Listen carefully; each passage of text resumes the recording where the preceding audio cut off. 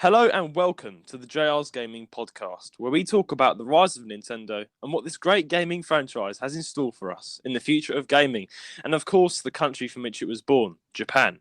I am your host, Judah Terry, and I am joined by musician, Nintendo. Hang on a sec. Something's changing the planet. Not Nintendo music producer today, as we aren't happy about Nintendo, and temporary co-host Elijah. Um, Elijah, I said in the plan here, great gaming franchise. I mean, yes, they make great games, but they've not been so great Yeah, recently. the company kind of is letting The itself down. company Yeah, is starting to do some serious bad stuff, and we're going to be talking about that in a bit. But first of all, how have you been, Elijah? How have you been? I've been good. I've been good. I've been feeling strangely good recently. Really Oh, like nice. happy, which is That's a good always a good good. thing. Yeah, I That's a guess. good thing. I'm Strangely happy. excited as a new wave of Xenoblade 3 DLC coming out, and that is Mm. interesting because it's going to be a story thing. Oh, nice. Like the It's first, is it the first time I've done a story? They did one Or for Xenoblade 2 and 1 as well, so they always have like one like story expansion. But yes. the Xenoblade 3 one comes out in 5 days, And it's a April DLC. 25th. Yeah, DLC. You had to pay for it, but it's fine because it is a That's lot of great. stuff. Yeah, so I'm Yeah, excited for that. I've been trying to get into Xenoblade recently. I mean, I've never played any of the games, right? But I've seen gameplay. I've watched gameplay on YouTube, Hmm. and for those people that like Xenoblade, they've been saying, "Go play it." So I'm like, yeah, I'm definitely gonna play it just when I have the time. And I'm probably gonna play it on the Switch because it looks Of so course, yeah, good, yeah, yeah. and the music is really bloody good as well. Hmm. So, which you kind of introduced me to as well. You kind of Yeah, hear it in the gameplay, but when you hear the actual piece of music played on like the YouTube, like the actual track, yeah. When it you listen just to it on its own, it's much more impressive. Yeah, yeah. it's way more impressive. But Hmm. it's still really good in the game. But then if you listen to it on its own, it's like way more impressive. But yeah, Hmm. I've been pretty good. I've got to say, there's some big announcements coming up. Yeah, we're actually recording this not on Saturday when this will be coming out. We're recording this on Thursday because the the day that you guys are listening to this, if you're listening on Saturday, I'll be 18 years old. It'll be my birthday. So Yeah. yeah, I don't know if I should be happy or not. Getting old, 18 years old, the big It's 18. accomplishment. It's an accomplishment. Yeah, It is an accomplishment. You've made it to 18, and the next big milestone will be 25. But yeah, 18 years old I am this Saturday. Not sure how to exactly feel, but yeah, I'm going to be going out with some family, and that'll be really quite fun. And I'll be going actually, me and Rowan. Rowan he's the co-host. He's coming down, and we're going to go to the safari park, which is good, I guess. yeah. Yeah, Sounds like some fun. sounds like fun. But yeah, and also uh, I've been pretty excited because I have not many people know this, but I have a big love for reptiles, and I've got a crested gecko. His name's Bobo. I've had him for like 7 years now. Like I've had him since I was a young boy, and I decided to like completely invest into his tank because at the moment I've not got a bioactive enclosure. Do you know what a bioactive enclosure is? Let's No, take I a do guess. not. No. Right. So a bioactive enclosure or a tank is where, so bioactive, right? It means that it's like natural behavior. How do I explain this? It's like a natural occurrence inside the tank, and it'll be on a cycle. So in real life, right, you've got the rain. It rains on the plants. That feeds the plants. Hmm. That feeds the soil, and then there's like critters and bugs on the ground which like eat feces from the animals, and that then of course they produce like feces for the plants, and the Hmm. plants feed off that. It's basically like a cycle, right? That's Yeah, how the yeah, yeah. world works. In the animal kingdom. And basically, you can get that. I think anybody who's listening who has a gecko or a reptile, it's quite common to have a bioactive enclosure where you have a drainage layer in the bottom of your enclosure, and then you put like dead or leaf material. You can buy the special substrate to put on the bottom, like it's like a leaf litter sort of soil, and then you add real tropical plants in there, and then you add things like isopods and springtails. They're very small bugs, and they clean up and they eat uh, things like feces from the gecko, like poo, basically. Hmm. And then they'll, of course, they basically eat any leaf matter as well. And then, of course, they poop, and their plants eat that. And it's like, and then it all drains down into sort of the drainage layer at the very bottom that you create with hydroballs, kind of then like completely turn that into compost, and it goes on a cycle, so it keeps going. So you don't need to clean the tank out, like take everything out, because it's like a cycle. It's a living Okay, cycle yeah, in yeah. there. And then you've got the bulb, like the UVB bulb, which kind of like shines into the plants, Hmm. and that gives the plants sunlight, and then gives the gecko warmth. So yeah, I've been spending about over £100 just getting all that sorted out, and Nice. it's just, yeah, I got quite a lot of pre-birthday money from family, so I was like, I'll invest into my gecko's enclosure because at the moment it's not bioactive, it's manual, all the plants are fake, and I've got to completely keep on top of the cleaning, and it's quite hard work. So it'd be nice. It'd be more easy for me, but you still need to like spot clean the walls and stuff. Give it a clean. Yeah. But yeah, Bobo will be happy. So yeah. Bobo will be happy. Yeah. The thing is though, I don't know his birthday. It's terrible. I've never given him a gift for his birthday. Okay. So it's kind of like one big massive gift. Just giving this massive new tropical enclosure, and I'll be So yeah, that's what I'm doing for my crested gecko.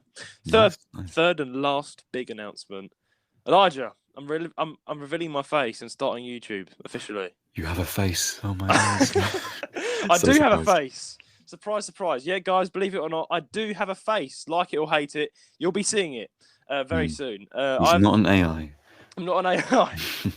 Proof, but who knows? Maybe you are, Elijah. You and Ryan are yet to see you guys. You probably are AI. Maybe it's all AI. Maybe, yeah, but yeah, basically, I'm going to. I've started. Well, I've had it on my YouTube channel for a long time. I've just not uploaded to it, and I've started it officially. And as this episode has come out, I think the video will be out. It may not. I'm not sure, so I can't put my finger on it. But I will put a link to my channel in the description. And basically, yeah, it's my face reveal, and it's the start of my YouTube channel. I kind of explain what I'll be doing on the channel in the actual video.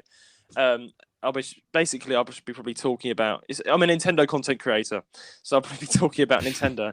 And there's a lot to talk about Nintendo at the moment. But yeah, I'll probably be covering some things from the podcast on there as well, and just covering different topics, doing some gaming videos. But yeah, honestly, as I said in the video again, don't expect videos from me every single week. This is for the podcast, right? I do the podcast every week, but videos probably be a couple a month, here and there, just gently growing it. And yeah, it's a start. It's a start, I guess. Yeah, it's good. I think it's good to start kind of. You don't need to be super consistent to begin with, but like over time you'll gain more consistency. But yeah, when you're starting off, it's just a little fun thing, I guess. It's a fun thing. I mean, the video's already done. I've filmed it all, and now I'm in the editing process. So I'm just like halfway through editing the actual video, and I'm doing 2 videos. So one face reveal for this channel, the podcast. If you're if you're watching this from YouTube, then you make sure to subscribe and hit the notification bell, because the next video after this episode will be my face reveal.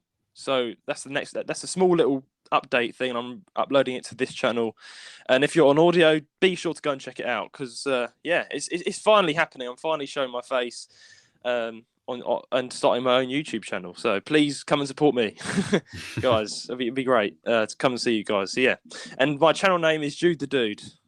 Just Jude the Dude, yeah. Just Jude the Dude. Yes. Thanks to my friend in school that named me that years and years ago, and it's stuck with me since. So yeah, that's the 3 big announcements. My 18th birthday, the official start of my YouTube channel, and my face reveal, and yeah, that's kind of it. That's very exciting, though. Yeah, it is exciting. I've totally never seen your face before, so that'll be a big surprise to me. Wow, it'll be a great surprise to you. You've never seen. No, joking. You've seen me. Stop messing around. You've seen me. You've seen me when I was a little boy. All right. Okay. Right. So before we get onto the big stuff, just quickly, have you been playing anything this week, or have you been touching grass and going outside and enjoying the nice weather? The UK's been quite nice once. It has been actually very, very sunny. Yeah, very nice. It is. It's sunny right now. I've been going out quite a bit. I think the last week I've spent like 5 of the 7 days actually out, which is that's different for me. Wow. Usually I'm at home all the time, so maybe that's why you're feeling strangely good. Maybe I'm finally feeling good, especially going places and doing things. Yeah, that's so good. Yeah, opposite with me. I've been inside every single day. No, I've just been doing like lots of catching up on some assignments from college, doing some meetings, and working on this channel, this podcast, and Twitter, and furiously doing Twitter posts because I'm very angry. We're about to talk about that in a minute. But yeah, I've not been outside that much at all this week. I did go out to to this farm that my dad works on to do the bees, because my dad keeps bees, makes honey. So I went over to the farm and helped him out with that. So yeah, I did touch grass. I did, I swear. And but yeah, that's good. I have been playing. What did I play this week? I did play some games. I played one game. I know for definite. I did play Mario Kart after the Mario movie. I definitely felt inspired to play a bit more Mario, but I'm more looking forward to getting a Nintendo Switch because that's the big thing, right? As much as I love the 3DS, the Nintendo Switch has caught my eye, and I'm going to start, looking and playing those games. So, but yeah, not much really on that front. But let's hop right into it. Elijah. News of the week. So, Nintendo, what's going on? So this is the news of the week. Nintendo ferociously strikes a YouTube with no warning and puts a man into punishment for the rest of his life. What is going on? All right, let's read out the first one. So, aggressive behaviour from Nintendo as they strike down YouTuber Point Crow and take down over 29 of his videos, most of these being his modification videos on Legend of Zelda Breath of the Wild. They also took down videos that were just vanilla gameplay videos without warning or negotiation. So, I thought I only wrote a small part on this because we've got a lot to talk about on this. Basically, Nintendo, they've been doing it again. They've been going around copyright striking and taking down videos from influencers, YouTubers. And this time it's hit quite hard because there's a YouTuber, if you don't know, called Point Crow. And I've been following him for quite a few years, actually. And he does really good videos. He does videos about things like he does Legend of Zelda videos. That's his the main thing he's kind of been doing at the moment. He's been modding it. He's been modding the game and making it more fun to play, sort of thing. And it's been really good. He's not really breaking any laws of any such. He's not selling the game. He's not pirating the game. He's just literally just modding it for his own fun and creativity. And Nintendo's law the copyright law says that you can use it for creativity. You can do this. So yeah, he's everything he's done is actually done within their own rules, which is why it's very strange that Nintendo have once again just come out of nowhere and just smited YouTube and just taken down loads of videos for no reason. So it's quite annoying. So basically, he woke up one morning. Nintendo have taken down a couple of videos and said that you've done this. This is wrong. And so he's like, oh, this is a bit strange. Like this is not, it's not wrong. I've kept to the scope of your guidelines. He released a video explaining everything. I will link it under this episode. Go and check it out. But basically, he explained in the video that he kept to the scope of the guidelines, and he even put it on the screen and gave all the technical details. He even wrote an email to Nintendo saying, why have you done this? Nintendo, no, they don't even respond. They just take down the next day 29 of his YouTube videos gone. They're both YouTubers. The amount of hard work and effort that goes into one video sometimes can take it's so it's really hard work. Editing, planning, and 29 of that is gone just like that. And Nintendo just did it, just bam. That could be over 100 hours of work just down the drain. Gone. Exactly. Yeah.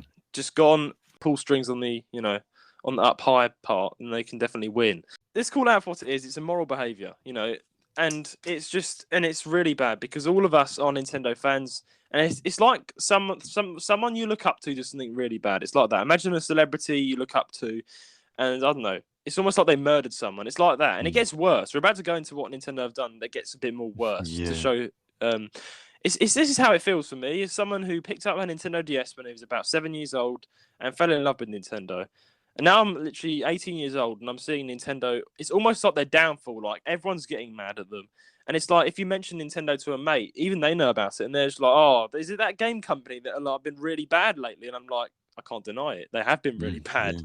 It looks really bad on Nintendo. And honestly, there's nothing it seems like there's nothing we can do because people are starting to talk about it, which is good. And I encourage us to keep talking about it because that's, I think, the only way we can get Nintendo to finally keel in if they ever do. Because what's going to happen? Nothing is working. Emails, a lawsuit will not even work. Nintendo are just stubborn and they rule their audience with an iron fist, it seems. And it's really bad. We'll have to boycott Nintendo at some point and just completely, maybe, sure, keep playing their games, but, don't interact with them. Don't do anything to them.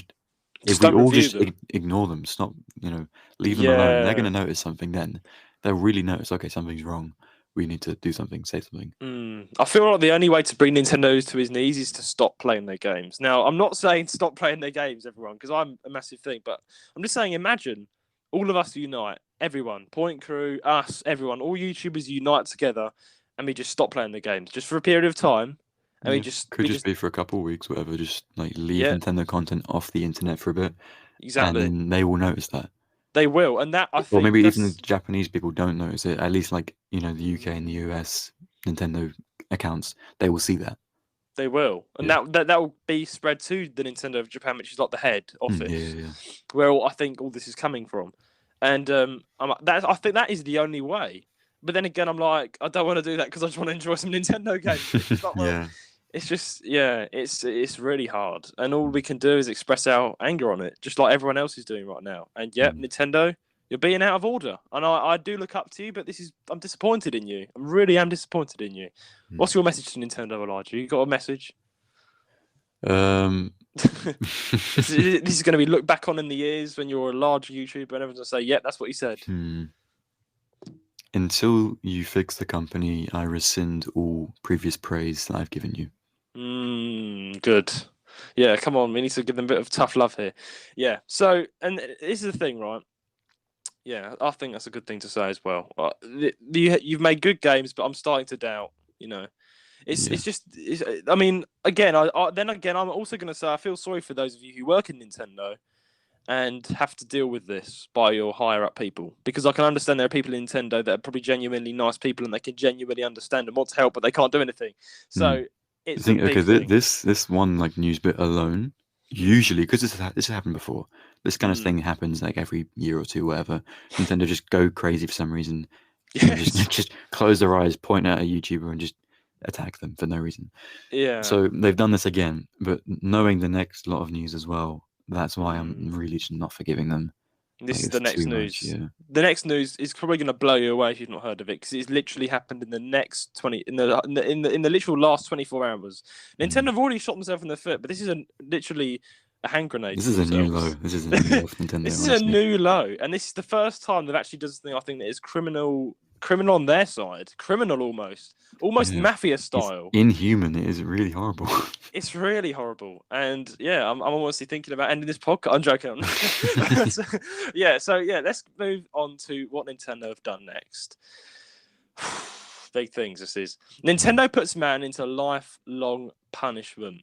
Right now, Elijah, let's just imagine one day you slip up. Right, I'm just saying not saying you've done this, but let's imagine you get into a hacking group, Elijah, right? Imagine you break the law, right? In the hacking, right? You get arrested, you go to prison for 40 months, right? Would you say it's quite a long time, yeah. It is quite a long time. Would you then feel probably you probably feel sorry for what you've done? Yeah, you've been to prison for 40. Yeah. Of course. Even if I went to prison for a year, I'd be after hacking. I'd just not. Exactly. Like, okay, you would feel bad. Yeah. I mean, and then imagine you came out of prison, then heard that your entire life you're indebted to Nintendo, and you have to give them nearly 30% of all your income until you die. Basically, you're kind of going to be a bit broke. You have to try and get a job, and you've got a criminal record already from going in prison, which is going to be very hard to find a job. And 30% of your income, that's got to pay your tax, your water bills for your family, your kids. That's all got to go to Nintendo for the rest of your life, and probably your kids are going to have to work that as well. If that situation is touchy subject, but it's genuinely suicide thought provoking. Exactly. It's horrible. It is horrible. Stuck in that situation, which the listeners will learn. Someone is now in that situation. Because believe it or not, that situation I just described is very much real right now, and it's a lot worse. So, okay, there's a guy. This is quite ironic. There's a guy called Gary Bowser. Gary Bowser. So yeah, honestly, I feel so sorry for this guy. Yeah. Gary Bowser, right? Yeah. This is not. It's so perfect. Why it is? So I didn't ironic. know Bowser was a surname until Doug Bowser, the new CEO of Nintendo. And now I've seen this guy, Gary Bowser. I'm like, that's actually a surname? I had no idea. I don't know. It's quite a cool surname. I like it. Judah Bowser. Oh. Just what a coincidence that this guy's got caught up with Nintendo things as well. It is such a coincidence, yeah. It is like Bowser. I feel terrible for the guy, but it's like this was his destiny or something. Well, Bowser did a lot worse, but this guy does not. Bowser definitely deserves this, but not Gary. Yeah, not Gary. Not Gary. Bowser does, not Gary. Now, I've got the article up in front of me as well, so I can probably extract some of that as well, but I'm going to read out what I put on the plan. So, Gary Bowser was sentenced to prison for 40 months after breaking the law and being involved in an infamous hacking group, Team Executor. He was just released from prison, but Nintendo are not satisfied. Nintendo are having Gary pay them 25 to 30% of his income every month to go towards Nintendo to pay off the additional 10 million they say he owes them. Gary Bowser will be indebted to Nintendo for the rest of his life, and so will his livelihood. My question is Nintendo turning into the mafia? They are. I can see where you're coming from that, yeah. This is, honestly, it says here, in February 2022, Gary Bowser, a member of the hacking operation team, Executor, a long-time target of Nintendo lawyers, was sentenced to 40 months in prison for his part in helping run a business. Then reportedly earned him over £300,000, right? Or $300,000, and that is nowhere near the amount of money that Nintendo wants off him. Nintendo want 10 million. 10 million. Nintendo being incredibly unreasonable. I've seen the technicalities that they've been able to get this legally, and this should be illegal, really. This is illegal. This is illegal. This firstly, he spent over 3 years in prison. Okay, yeah, obviously he broke the law. Yes, good. He's gone to prison. Okay, yeah, sure. He was hacking Nintendo Switches or whatever, of course, and he was selling them off. That is illegal. That is piracy. It is. He went to jail for quite a over 3 years. That's 40 months is quite a long time. Yes. He went to jail. He's come out. He only gained over 300k, and Nintendo want 10 million off of him for the rest of his life, 25 to 30% of his income every month, and he's not. Exactly. He's going to struggle to get a job because of his criminal record. And he might not even be able to survive, like living with the new cost of living and things like that, when he's losing 30% of his income. So, I'm speechless at this. Yeah, 10 million is absurd. I saw a thing where they were like, oh yeah, there's like 60-something million dollars worth of games that we've lost to pirated content. Okay, but Gary didn't do that, did he? Like he didn't do. He only earned 300,000. He didn't cause you that much damage, really. Like him alone. Exactly. I 10 think million is not. Yeah, he does not owe them that much. But they've said it and they put it down, and that's now the law in their eyes. So whatever they've been able to do it, which it's inhumane. It's horrible. It's horrible. They quite literally just like he got out of prison and now he's in a worse situation than he was when he was in prison. This is horrible. I'm speechless. I only found this out today from Charlie Penguin0Z. Go check his channel out. He did a whole video on this, explaining about it. And all I can say is this has just made Nintendo just look really bad, and I'm speechless because this is the first time that I've ever felt really disgusted at a company, and it's Nintendo, the company that I actually look up to and make a podcast on and enjoy their games. And it's kind of making me sad to think that every time I'm going to play a Nintendo game, I just know that this very same company that have made this Nintendo game, they're actually making a man probably, and I'm not going to deny this. This guy probably is getting suicidal thoughts. This is suicidal. Like I can't imagine how he's gonna live. Yeah, the amount of pressure that you'd be under, not only financially, but like in your social standing and stressfully, just in general, having like a whole company just looming over your head every day. Every day for the rest of his life. Every month he has to pay 30% of his income. That is insane. To a gaming company, and that's if he can even get a job. Exactly, and what they're going to do to him. I'm asking what they're going to do to him if he can't pay it. Like I'm not even wanting to think about it. And then the fact that his kids are probably going to have to pay it off as well. If he has it, 10 million is so much. Genuinely, he won't. No one makes 10 million in their lifetime. It's very, very rare. Millionaires are very, very rare. Exactly. Why? This is just your everyday guy. He was a criminal. Okay, but 10 million. He's not like he's robbed 20 banks and he's got millions in the bank. He's now in a position where he's lower than like the lowest person. Exactly. This is like the lowest. Like this is the sort of like punishment you give to a paedophile or a criminal, like an actual criminal. Like I'm not saying this was a criminal offence. It was, but like an actual criminal that has done something really horrific. Like I don't know. Like they get years in prison and get released. Like people have murdered some people. They get to prison for 20, 30 years and they get released. That's kind of their sentence. There've been like abuse, like child abuse cases that people have gone to jail for less time than this guy did, and they didn't have all this. Like obviously they had like restraining orders and all sorts afterwards, but they didn't have to lose 30% of their income for the rest of their life. Like he's never going to pay off that 10 million. That is obviously an absurd amount. He's never. It's either going to just drive him to like the brink, and or he's just going to be crushed, totally just give up, or he'll have to be constantly drawing from other people, or he's just going to turn back to a life of crime. Because if you're giving him an absurd debt like that, what do you think he's going to man, do? He only has so like many options. the first option, which is the most horrible option I can think about, and I wish this guy the best. Like he's paid for his mistake in prison, and I wish him the best, of course. Like turn your life around, mate, and get a nice, get a job and get your life back in track.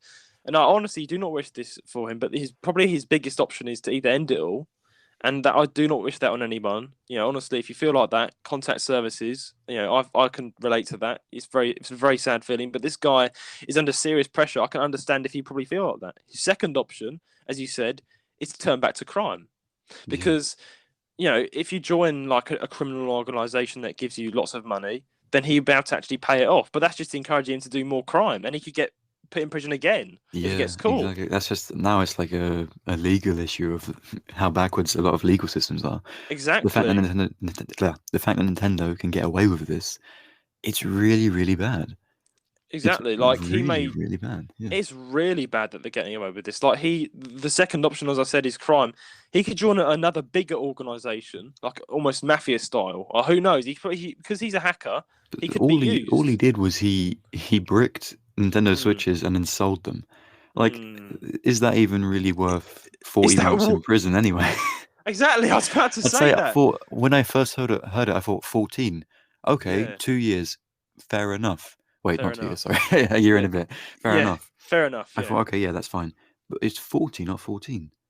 That's 40. That's 3 insane. years. That's quite a lot. And then, okay, yeah, fine. He's a criminal, so he paid by the law. Fair enough. Okay, he's done over 3 years in prison. Fine. But then Nintendo comes in and just puts him in an even worse position. Like, at this point, he probably wants to go. Exactly, he probably want to go back to prison at this point. I'd rather be in prison than Exactly. Exactly. So, I could honestly. It's just playing a Nintendo game and just knowing that this company is like actually being put criminal people's lives themselves into jeopardy is horrible. Yeah, it's so horrible, and I'm pretty sure everyone's going to go in uproar about this. Like this can't be. I encourage you, if you are a content creator, make a video on this. This whole episode is titled "Nintendo Needs to Stop," because they do. They need to just stop being idiots. I don't know what to say about them. They're just being It's incredibly frustrating. Yeah, it's frustrating, and it honestly, there's nothing good I can say about them at this point. Yeah. And I think Charlie made a good point. Penguin Zero Z, watch his video on it. He said like these people wipe their ass with £1 million notes. Like this is like that's nothing to them. They don't understand. This guy has got a criminal record. How the flip is he going to find a job anyway? How hard it is.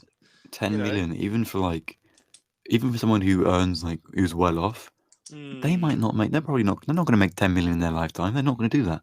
No one's going to make 10 million that easily, unless you win the lottery. And exactly, yeah.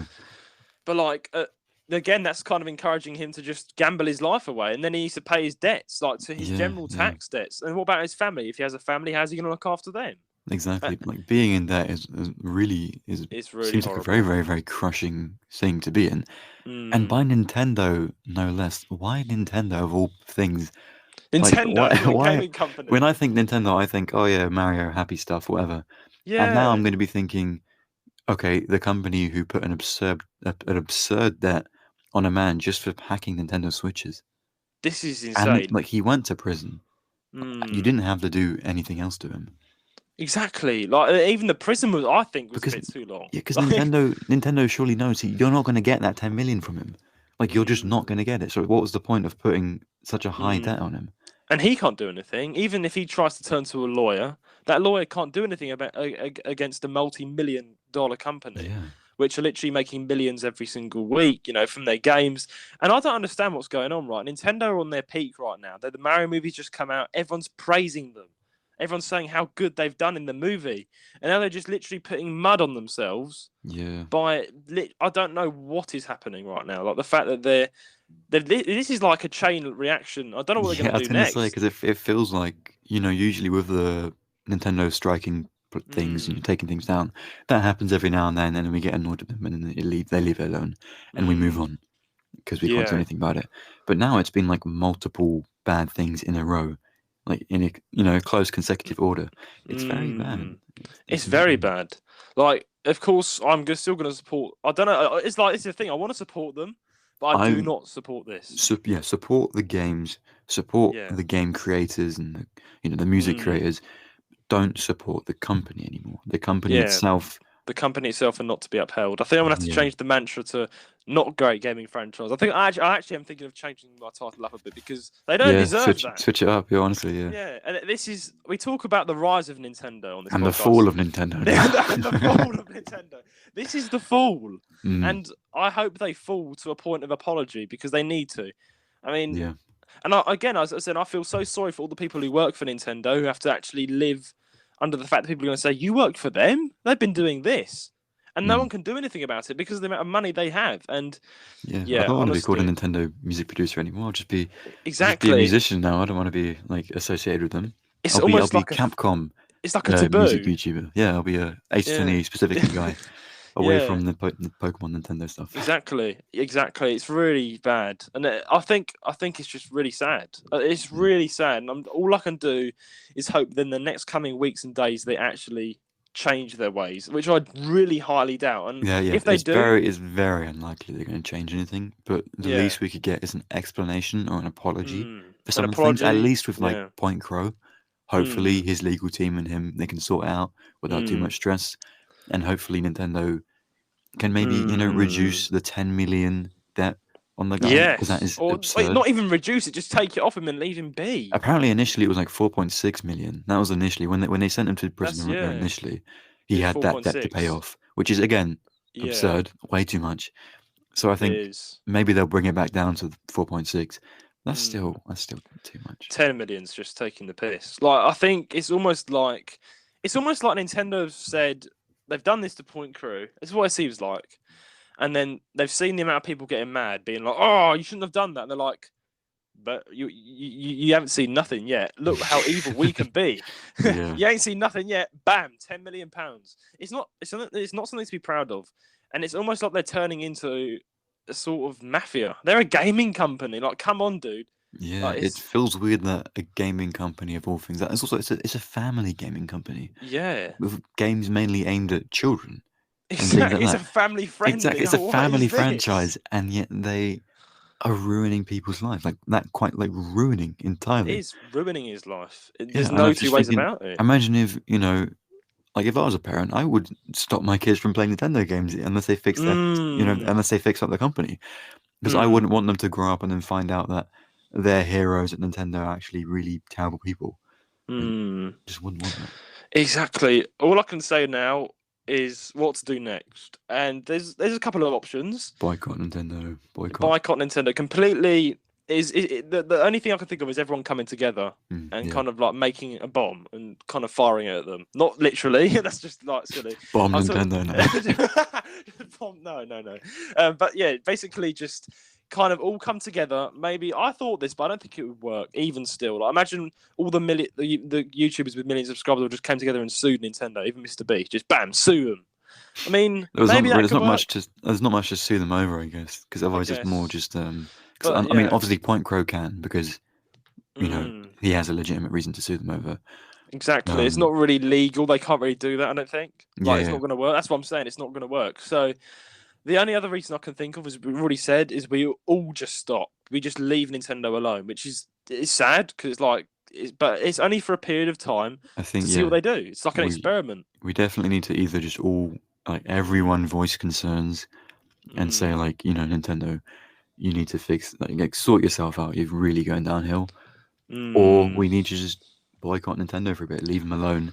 And then come back to it and hope that they've got their stuff together, Exactly. And even that, I don't think that's going to work because loads of people are not online, right? And they don't know what's going on. They're just just family people, just buying products and enjoying it, which is what's supposed to happen. You're not supposed to have to know about all this rubbish that Nintendo have been doing.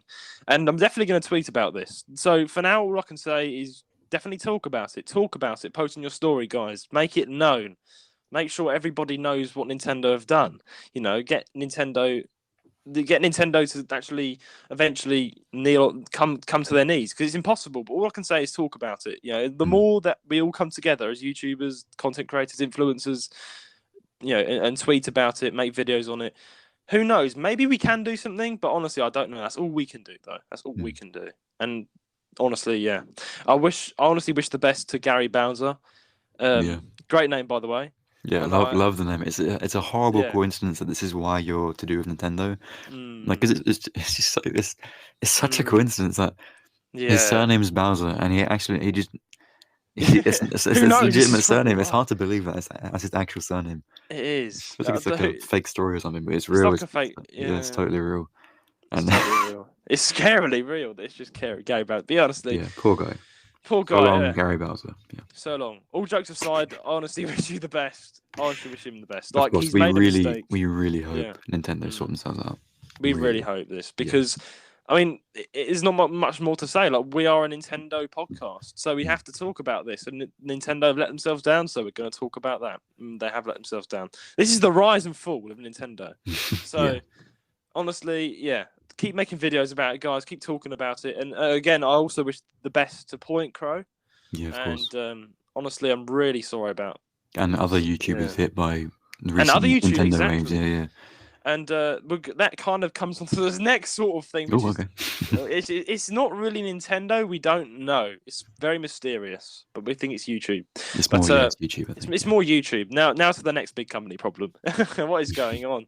But yeah, this episode isn't exactly a happy clappy episode. This is quite a sad one. But honestly, before we move on to the next bit, yeah, honestly, wish Point Crow the best. Everybody else the best. That have to live under fear of Nintendo's watch. It's scary. I know the feeling all too well. Having to release my first ever video, knowing that my dreams of creating Nintendo videos could be just taken down in one foul swoop, all gone, and I can't do anything about it. It's especially scary for me because I haven't backed up a lot of my music now that I've lost my laptop. So if my channel ever gets taken down, I might not be able to recover half of the stuff that I've uploaded. And that means that I can't then, make a new channel and re-upload it or just bring it back. I've just gone. It's gone. All my hard work gone. Like Exactly. I have the Ace Attorney albums saved on multiple locations, but not a lot of my other stuff is saved. And the amount of hard work you put into those videos, if Nintendo happened to do that to you, I'm not going to be happy. Like I'm actually going to raise the roof. That is not going to be right. I'm not having my friend who's worked so hard and wants to like do well in YouTube just get taken down like that. Yeah, I think it's more same powerful. For you in the podcast and everything. If anything ever happens to like anyone, we're all scared. We're all scared, yeah. mate. It's all quite scary because the fact that we've been doing this for a year. We have 8,000 listeners on the audio, so we are still we're not big, but we've got a fair good audience listening to this episode.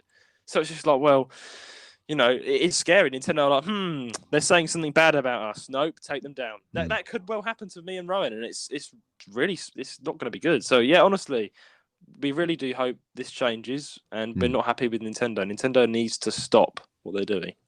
And let's hope they don't do that. Let's hope this is the last of what they're doing, and they don't do anything else that's even worse. Dear me.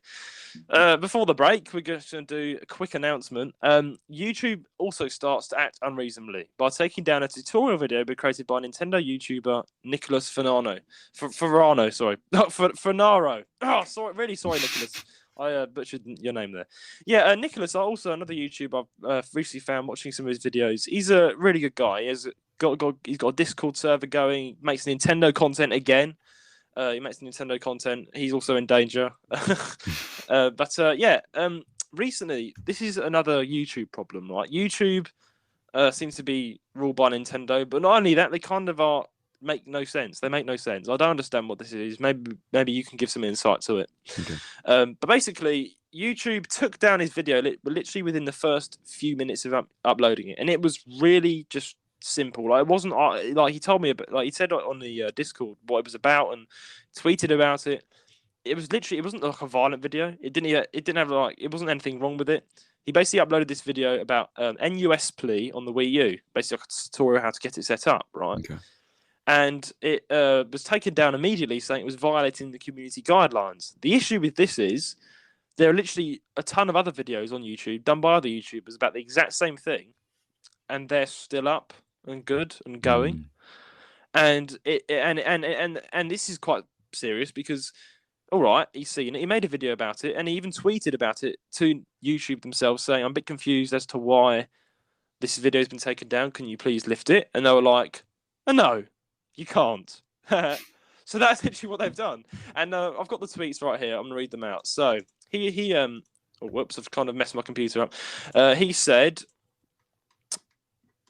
we are. He said to Team YouTube, I need some help here. I recently had a tutorial video about how to install an application called NUSPLE on, may have spelled that wrong, on Wii U, as it was taken down for violating community guidelines. This issue that I have with this is that there are multiple other videos on the same topic, and those videos are still available on the platform. I tried to appeal the takedown, but it was denied. Any help with getting this video back up? Because I feel like my video was wrongfully taken down after seeing all of the other videos still active.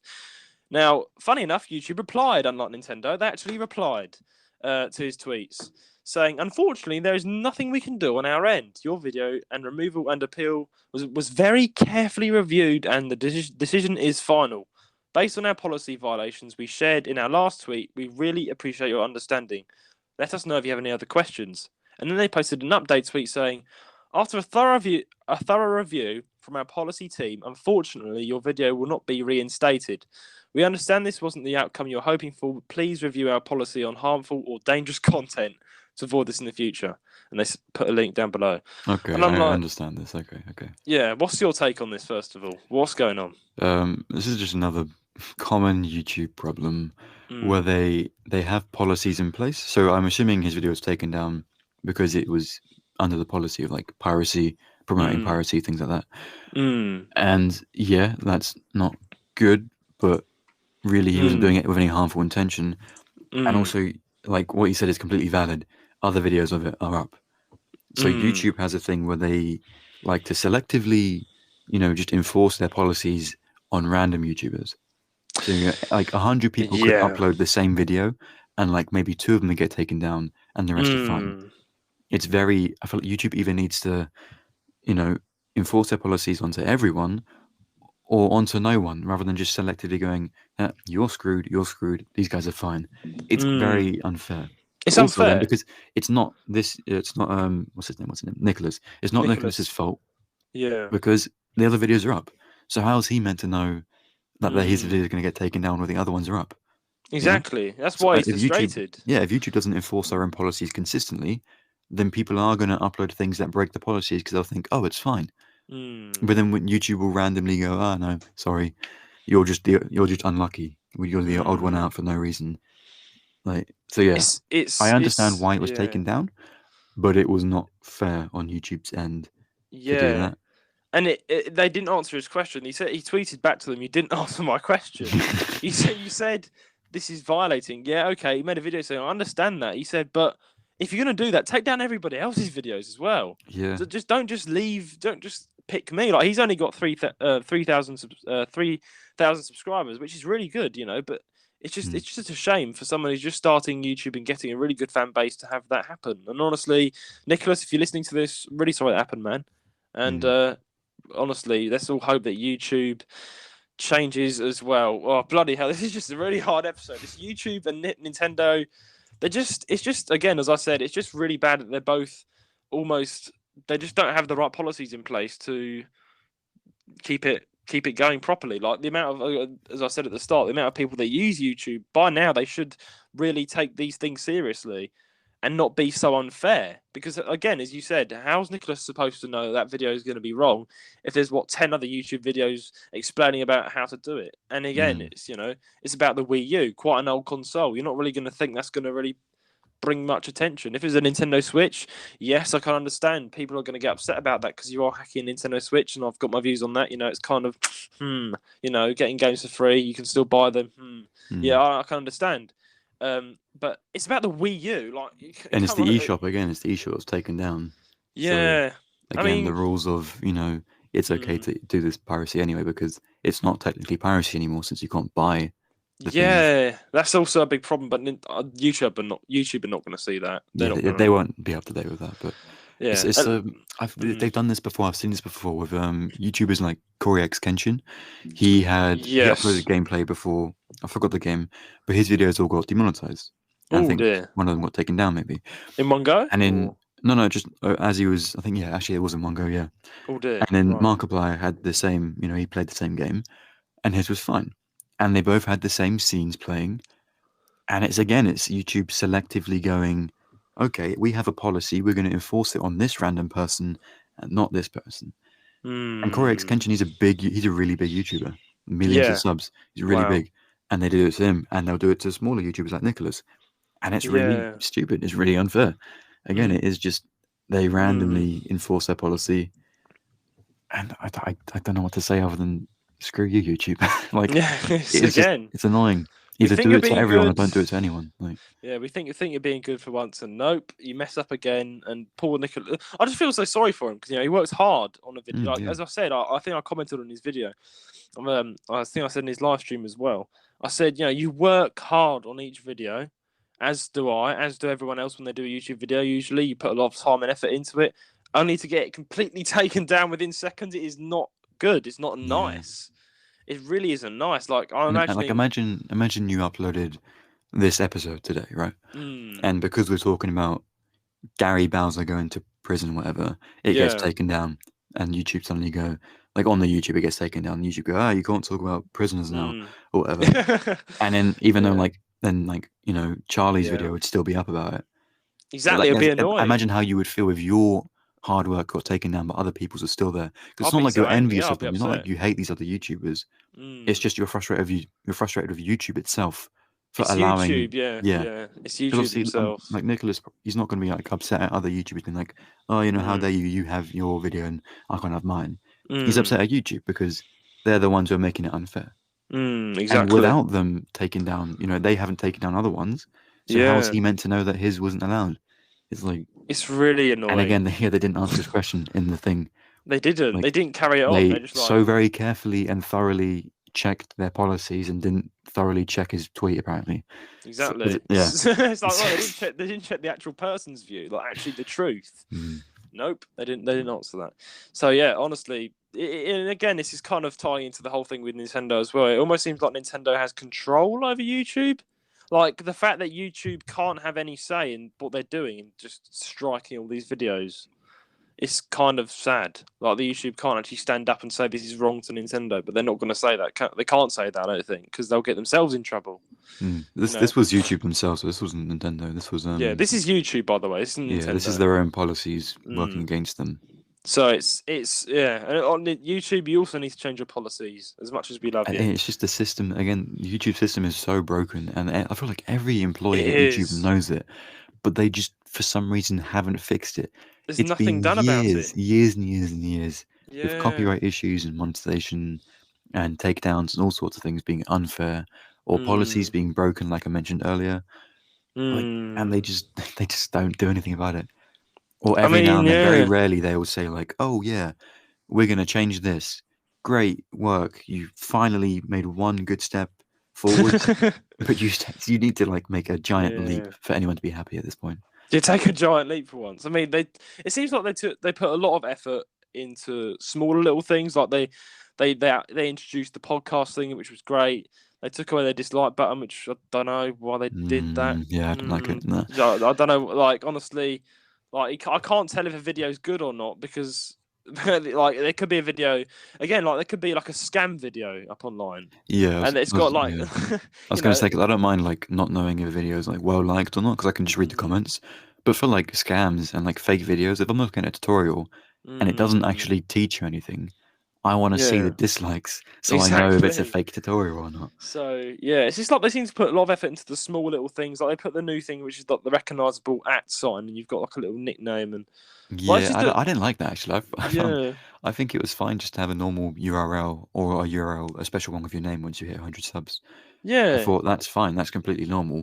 You don't need to make it like TikTok and Instagram. Again, every company is trying to be like TikTok now. Oh yeah, they are. They're just copying TikTok. It started with YouTube Shorts. I'm like, okay, fair enough, fine, YouTube Shorts, because now YouTube Shorts are actually better than TikToks in terms of like they give you a lot of revenue. Like we got so much revenue for just one TikTok. From Rowan, he made it, and we got 2 subscribers from it and like 1.6 thousand views, the biggest we've ever got. So YouTube Shorts are at first we were like, oh no, it's going to become TikTok, but now it's like, okay, it's good. But then they added that the @ signs and things and the tags and the handles, and I'm just thinking you're trying to be too much like TikTok. Even Spotify's app on mobile has changed the UI design to look more like TikTok. I've noticed that. I like Spotify because it's Spotify. If I wanted TikTok, I would download TikTok. Like exactly. It's I've got my so own. annoying. Stop Yeah, copying TikTok. It's not everything's like trying to be like the one popular thing, but they don't realize they have yeah, a following for a reason. Like you've done exactly. something So for so many years, why change it now? they're gonna lose. They're gonna lose following. I've heard YouTubers get scared that shorts are gonna take over. Like I can understand why. Like I don't really look at shorts, but if I do, I get stuck. I just get lost in looking at it and I looking at it. think Like everyone does, but it's I just th- like yeah, I yeah. think they're worried about it taking over because it's more TikTokers Mm, now have a safe place to come to. Like if they aren't getting paid yeah. enough on TikTok, they can come over to YouTube and be like make That's way the more thing. money. And like, there's people that have just got like over. I've noticed on YouTube had like 1 million subscribers, and all he's done is shorts. And Hmm. then you've got another YouTuber who literally spends years and years and years and years editing videos to get to that point. So I can understand, you know. Yeah, I get why, some people are like, oh, spent an Mm. hour on a video and I've spent like 10 days in it. 10 days So doing it, it's very, traveling yeah, the world. Yeah, it it's reasonably is. frustrating. Also because there's a lot of fake news on shorts and things. Like Mm. so many times I'll see something like, did you know this? And I look in the comments and be like, that's not right. And then everyone will be like, no, we didn't know it because it's not right. It's wrong. Yeah. But I can see millions of likes on some Oh videos and they're yeah. wrong. They're completely wrong. And it's just spreading misinformation. It And I is think like the next yes. generation is going to be idiots because they're just going to Mm. be fed false information all the The time. dislike buttons. I noticed there was some scandal when the terrible situation with the Ukraine started kicking off. Mm. There was a short that was uploaded, and there was like a really big thing about it about fake news because someone said, "Oh, this is what's happening in Ukraine right now," and it was like a video from like in a different country of this Mm. plane smashing into a building, killing people while it was being filmed. It was like one of those low res sort of Yeah, yeah, videos, yeah. and it was like, "This is what's happening in Ukraine." It got everyone so like, "Oh no." And you can't see the dislike button. So there are people that were like trumping it, saying this was wrong. The Mm. comment section was there, yes, but the thing was due to the fact that dislike button wasn't there. This is the point. Like, people actually believed it, really, and even the comment Mm. section wasn't that much powerful. People don't really click on it. People do click on the comments, but there are quite a lot of people who just don't. They just Yeah, and the thing is, a watch lot of it the and just comments are also positive anyway, and like supporting exactly. this false news. So it's like it's a Mm, 50-50. And also I see a lot of people getting attacked in the comments. YouTube comments have always Oh been a yeah, really yeah, bad, yeah. a really negative. It's like Twitter, but on Yeah. YouTube, the comment section sometimes, because someone could correct like a short and be like, "No, you're completely wrong," and then they could get like hundreds of people attacking them in their like You replies. do get that. It's like a And I'm like, different "They're audience for right. different You're things. yeah." Yeah. Like, It's like different savage levels for different platforms. I noticed that I think on YouTube Shorts, yeah, they get what it's like quite a savage, like Twitter. It can get mm. quite savage, but it seems yeah, it's just quite savage. Just being rude. That's what I've Yeah, I noticed. understand, like, if you have an opinion and, Mm, like, someone disagrees with you, fine, argue all you want. yeah. Different opinions, fine. But when something is fact and someone is giving you the wrong facts and Mm, telling you it's correct, you have a right to argue that and say, no, like, yeah. just Google it and you'll be told otherwise. Like, Exactly, and like the fact that I mean, I kind of made this joke that everyone's just grumpy because they're kind of stuck scrolling through it anyway. They've already been there like on their phone for an I've been hour here for or two. 3 days to kind of They're, skip. they're just Yeah. grumpy. They're just really annoyed because they've just been stuck to their phone for so long, looking. Oh, I hate this guy. So stupid. Yeah, and then it's funny because then when you go to Instagram, it's almost like if you go to Instagram Reels, like it's almost like a different audience, but Yeah, it's yeah. like it's more making fun or something. It's like it's quite different. Like Yeah, they all have you get different sort of savage.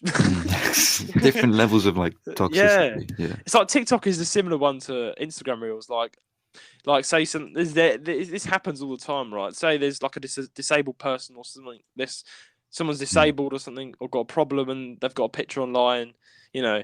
And I kid you not, the first comments you see are definitely making fun. Like I saw it. There are people making fun, you know. Mm.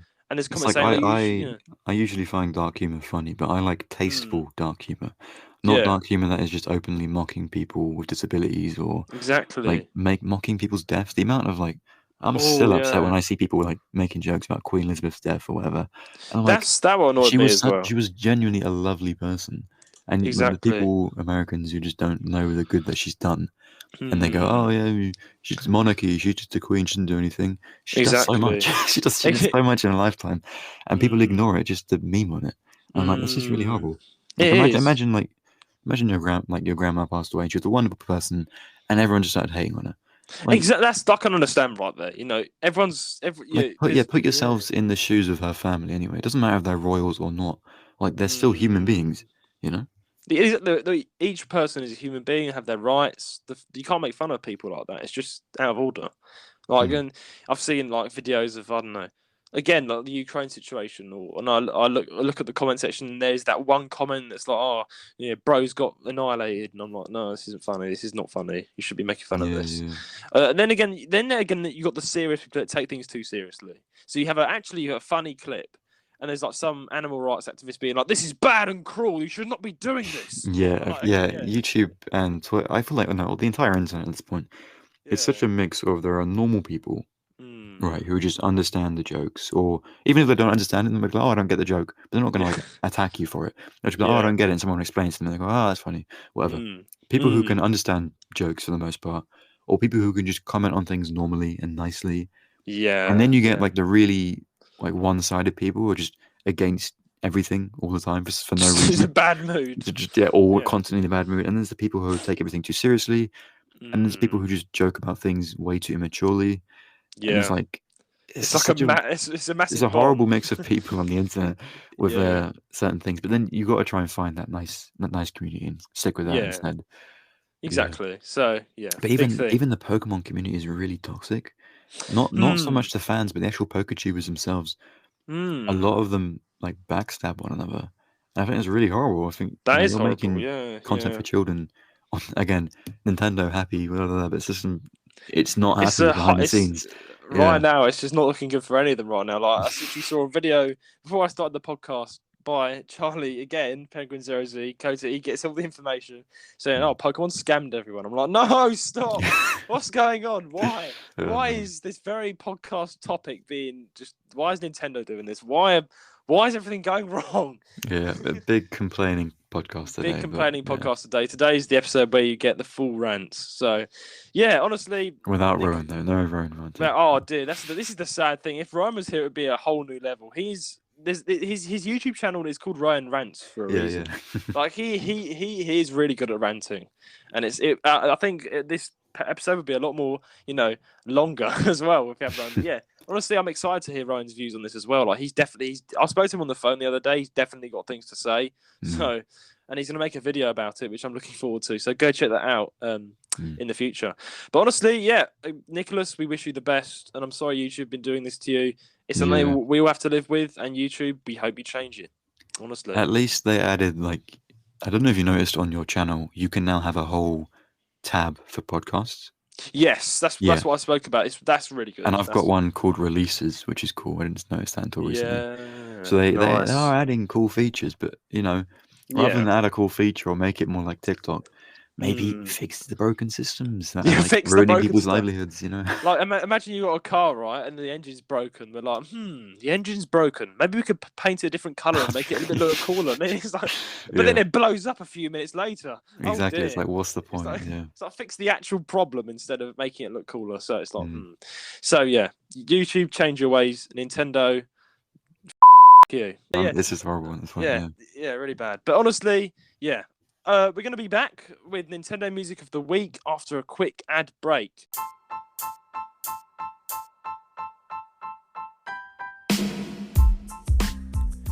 Hello and welcome to the JR's Gaming Podcast. I am Judah Terry, the host of this podcast, and if you are a regular listener to this podcast, you would know that me and Rowan both love hearing feedback from our listeners. Each week at the end of each episode, we have a great time reading out emails that are sent in to us. We read out and answer your questions, comments, and even complaints. So if you have something to say to us, do get in touch and write in an email to jrsgaming135@gmail.com. That is jrsgaming135@gmail.com. T's and C's do not apply. On with the show. And we are back from the ad break. That ad break was well needed after such a stressful, I don't know, was it half an hour talking about how bad Nintendo are? But hopefully the next part of the episode is a bit more, uplifting and nicer. As we move on to more of the good stuff about that Nintendo, not Nintendo, but the things that Nintendo have created, things like the things we like about them. Yeah, things we like about them, not them. All right, okay, so Nintendo Music of the Week. Elijah, what have we got this week? So I have selected the Xenoblade Chronicles 3 battle music for this week. Nice. Yeah, so I want to bring more attention to I cannot speak today. I want to bring more attention to Xenoblade 3, as its soundtrack is incredible. I love the unique combinations of styles and instruments. There are many good fusion tracks, like the one I've selected. It's called Keves Battle on YouTube, but that's not the official title. That's just the title that they're giving it. Before we talk about it, should we play the track? Yeah. No, because Nintendo are on a blocking spree, and I would not recommend it. Because the DLC is coming out very soon. All right, it's like with the Zelda kind of thing. They'll see it and be like, "Hey, we're going to block that for no reason." All right, so unfortunately, guys, we're not going to play the track for you. Hence the whole situation that we've just talked about. Nintendo, literally, we still want to be careful, even though we've just slagged Nintendo off. We're still gonna not play the music. Right now is not the time. So for this week, no. Maybe next week I'll find something that we can play as well. Yeah, don't worry. I think we can just go back to just talking about it. But the link will be in the description, guys. So go and check it out. That's probably a better thing than getting our entire channel terminated in one go. But all right, let's go. Tell us about this track.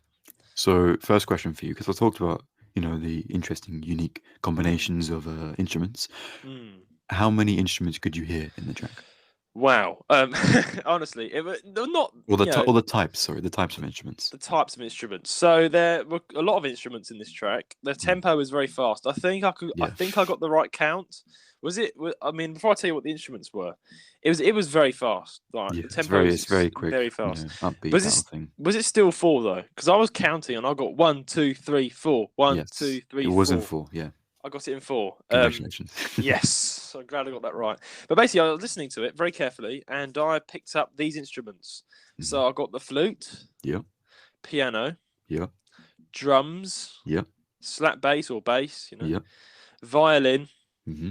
Electric guitar. Mm-hmm. And this is one that I think I almost missed out, but I got it when it sounded twice. When the kind of musical stopped, it was like a synthesizer. It was, I don't know if this is correct, but it was like da-da-da-da-da. It was like an electronic sort of sound. I don't know what it was. Maybe it was. It could have even been a harp. It was either that or a synthesizer. I don't know. I think there's like keys layered in the background, so synthesizer would be right. Yeah. That's what I got. That's a lot. So I got 1, 2, 3, 4, 5, 6, 7, 8, 9. About 9 types of different instrument there. Yeah. Well, that's exactly what I got as well. So good job. Yes. Just checking to see if your ears are still fine-tuned to that kind of thing. Good. I was scared that I'd be completely destroyed. You'd be like, no, there's actually so many more. And I was like, no, you're right. That's good.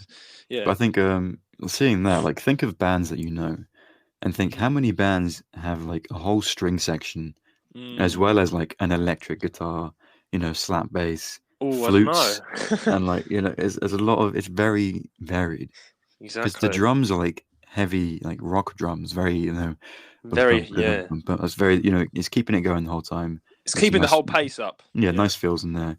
The strings, they're kind of like layering it in the back, making it feel orchestral. The piano, there's actually some jazz fusion like piano sections in there, and it really the whole track is fusion of like multiple different genres. But really, there's a lot of actually jazzy piano parts.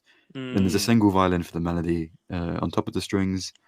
And then flutes for the, by the way, those flutes were made exclusively for this game. Oh, wow. Yeah, so if you don't know, the two main characters in Xenoblade Chronicles 3, Noah and Mio, they both play the flute. And so they actually made custom flutes for the orchestra to play for the game, for the soundtrack. That is so damn cool. I thought it was really cool. Xenoblade's really good for their music. Like, they really care. They are. This is the second track I've heard from them since, was it Satoral Marsh? And this blew my mind away. Like, this is the sort of music I like. This is the sort of music that this is just me being personal. I really like music that's got a bit of rock, a bit of orchestra, a bit of violin in there, maybe a bit of jazz, basically fusion. I really like fusion tracks. And Xenoblade, for a battle scene, this was spot on. I was like, yeah, this is great. Oh, this is what I want to hear, get me going. Yeah, Xenoblade is just the best at fusing things together. And it always works. They're really talented composers there. So it's very impressive all the time. Yeah, I would highly recommend checking this track out if you like fusion, because this was so good. And like the amount, you need to have very skilled players for this, because I play the bass and I play the drums and I play the guitar. So that's the only three things I can play. And I find it so hard. Like I used to play in a band, right? And I used to find it quite hard on the faster sort of rhythms, right? Well, that's go. We played this song once called. We tried to do this old song called "Move It" by Cliff Richard and the Shadows. It's a very old track, and the bass goes ding ding ding ding ding ding ding. It's that sort of thing, right? And I found it quite hard because I had to like move my fingers really fast for quite a good 5 minutes, sorry, like these 2 to 3 minutes, and then I had to change it up and change it up again, and you have to take a lot of practice and a lot of blisters. If you're a bassist, then you would understand what I mean. Yeah, I've got big calloused fingers from playing the bass for many years, and it's fun to master it, but.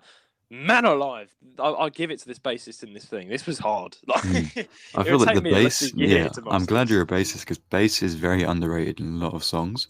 Not only because it's hard to hear sometimes, but like the amount of effort it takes to actually do a bass line. It It's is. surprising. And same for drums as well. A lot of drummers, if they're not showing off, they don't usually get a lot of attention. You got to think they're going for the whole time, going at it full energy as well, just same as the bassist.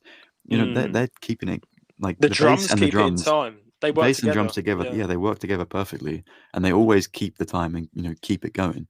And people never really appreciate that. I feel like they're always focusing on the melody or something. Just every now and then, listen back, to the back of the sound, back of the room, to hear the bass. What's the bass doing? Or to listen to the drums, even if they're not showing off. Just listen to it. This is why I try and point out to my friends. I'm like, "Do you hear the bass?" And they're like, "I think so." And I'm like, "Fine, make the noise the bass is making." They're like, "Make a completely different one." No, that's not the bass. Because I think this is what I like talking to other musicians like you, right? We actually get how a band works and how music works.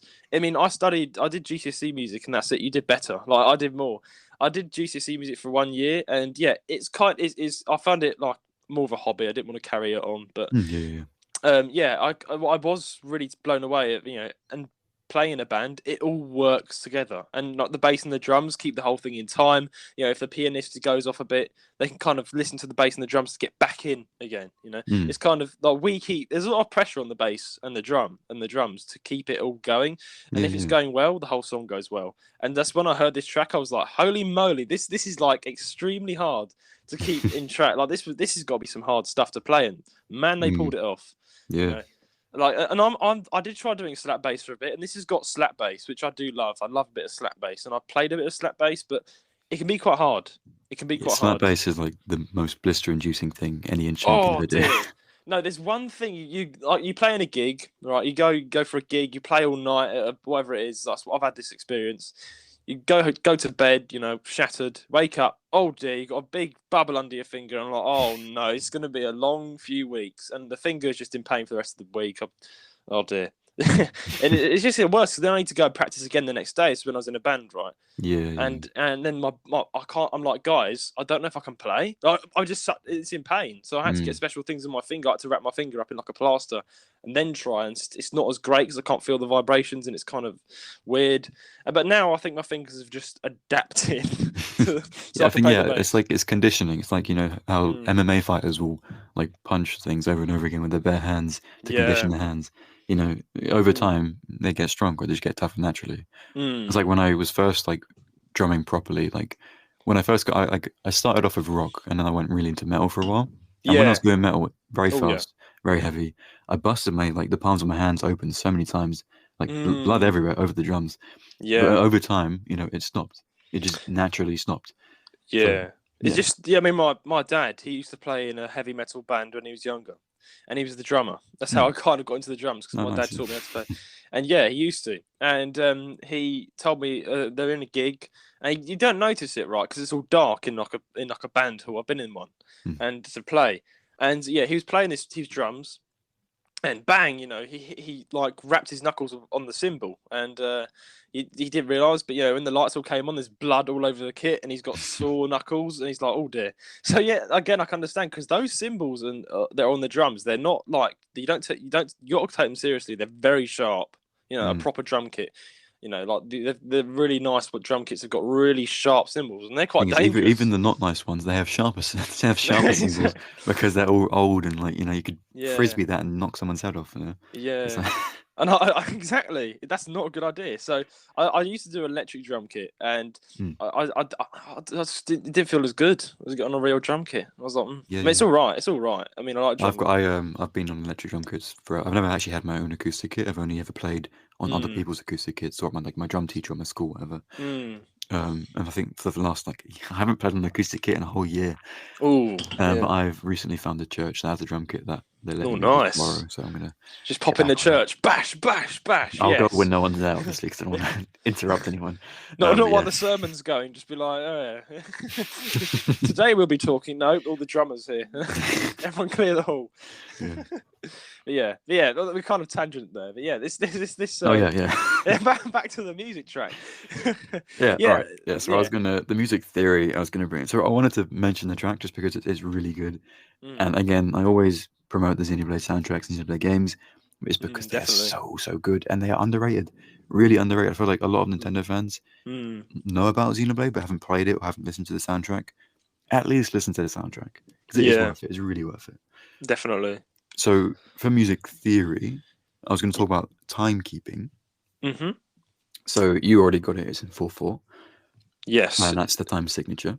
I was doing it. I was very carefully counting. I was replaying it. I was like, it's 1, 2, 3, 4. Because in timing, right? It's literally how the song works. Every single song has a timing. It's how it kind of build it. Sometimes you have it more than over 4, or sometimes it's just 1, 2, 3. If it's a smaller sort of the song, but with this song, right? And sometimes it's slower, so you can be 1, 2, 3, 4. 1, but this was like 1, 2, 3, 4. 1, 2, 3, 4. It was over and over again, and it's I don't know why, but when you get that, when you actually realise that in a song you're listening to, you actually mentioned this in your solo episode. I don't know why it feels a lot better. I'm like, I can actually count it. I'm like, yes, it feels I can get with the beat, and my mind as a bassist goes naturally to the bass, and I'm like, I can actually feel how they're doing that. I'm trying to just think of the tempo. 1, 2, so you know how to count. I'm going to do drumming lingo because I'm a drummer and it's easier. Yes, but I will do other music theory things afterwards. So obviously 1, 2, 3, 4. Like those a 4/4 beat. Yeah, in a 4/4 beat we're talking about. So 1, 2, 3, 4. Those are called quarter notes. Yes. So because they take up 1/4 each. And then if you're counting, faster, like so for the drums, on the hi-hat in this one, for example, they're doing like 1 and 2 and 3 and 4 and so they're doing 8 per bar rather than 4 hits per bar. Yeah, I found that a bit hard to get. It's like because usually it's more simple, but this was a really fast track, so I had to really kind of listen carefully to get that. So when you're counting, so those are called eighth notes. So you've got quarter notes, which is just 1, 2, 3, 4. Then you've got eighth notes, which is 1 and 2 and 3 and 4 and so an and in between each. And then you've got 16th notes, which is 1 E and 2 E and 3 E and 4 E and. So I've written that down on the thing. Yeah, I've got it in front of me. Yeah. So for this, I'm also trying to count the hits as well on the certain sections. So so let's say you're doing 1, 2, 3, 4, 1, 2, 3, 4, whatever. If you heard. What would you try count that as? Because that's not on the.